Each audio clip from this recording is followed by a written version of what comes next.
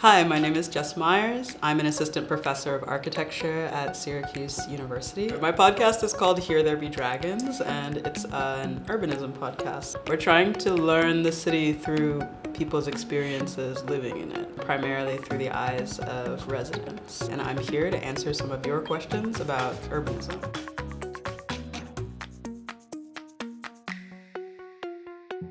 First question is, what is urbanism? Very fair. What draws me to urbanism is how broad a topic it is and how many different thinkers and disciplines fall into the study of cities, but more broadly, the study of the planning and organization of space.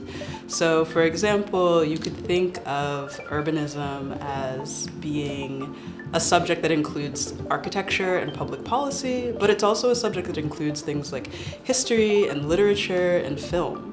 So our ways of looking at the city, our ways of understanding the city kind of move through such a diverse set of knowledge, let's say, that it allows urbanism to be this broad, dynamic, and fascinating topic. So the next question is, what are some examples of architecture reinforcing social divisions versus promoting inclusivity? Okay, this is a really good question. And actually, I have a great book recommendation for anyone interested in sort of the introduction to this idea, which is called The Arsenal of Inclusion and Exclusion by the New York architecture firm Interboro Partners. So this is a great place to start because it's kind of a catalog of different design gestures that can offer a sense of inclusion into especially public space or exclusion, pushing people out of public space. In the ways that we treat vulnerable populations, we can find that we are opening up a certain level of ease for the public in general, and when we're closing down access to space to our most vulnerable, we also end up closing down opportunities for use and ease in public space for the public in general. In what ways does architecture contribute to shaping individual and collective identities in a city? I think this is also a really interesting idea, is the way that we invest our understanding of ourselves into the spaces where we spend our time, the spaces that we invest our lives in. Let's say you're a sports team, for example. When you have a team like Syracuse Orange, what that team is doing is representing the town. So people invest their own pride of being from Syracuse, going to school in Syracuse with that team. So it's not just about playing the sport itself, it's also about sort of repping a town, a neighborhood that you're really proud of. So the next question is, how can architecture and urban design help heal historical wounds in cities marked by segregation, conflict, or displacement? Okay, also a very good question. The most important word within that question is help, right? Because architecture doesn't really perform these tasks alone in a void. Architecture is an excellent team member on, let's say, the team of policy and also popular movements and political struggle. So what you can think about in terms of the role that architecture and urbanism plays in addressing these very serious histories of segregation is kind of thinking about how those histories got embedded in the built environment in the first place.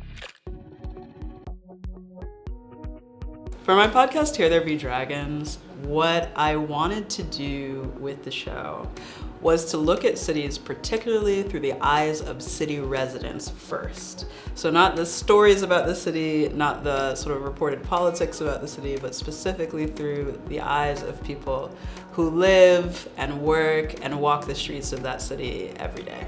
What I've learned in doing that is that my assumptions coming into a city are often completely different from what's important to city residents themselves. The podcast season that I'm working on right now is about Odesa, Ukraine. I started working on the research for this podcast in late 2020. I was not able to go to Ukraine myself, so I had to come up with a way with my sound designer, Adrian Lilly, a wonderful sound artist I've been working with for the past 5 years, a way to think about how do we still engage with the life of the city and sort of like bring forward the sort of character of the city of Odesa if we're not able to go. What I decided to do instead is try to talk to people who are in the city remotely, but also find folks who are in the diaspora from Odesa. This is Yevgenia. She's telling me that Odesa could be seen as more than 600 years old, rather than the 229 years that City Days celebrate. So the season carries that vibrancy and is focused on the stories of 50 former and current residents of Ukraine. And I'm really excited to be able to share with you the conversations that we had with Odessans and the many ways that they think about their ambitions for, as well as frustrations with, the city of Odesa. Thanks so much for your questions on urbanism. It was so fun to answer them with you. This has been Cuse Explains.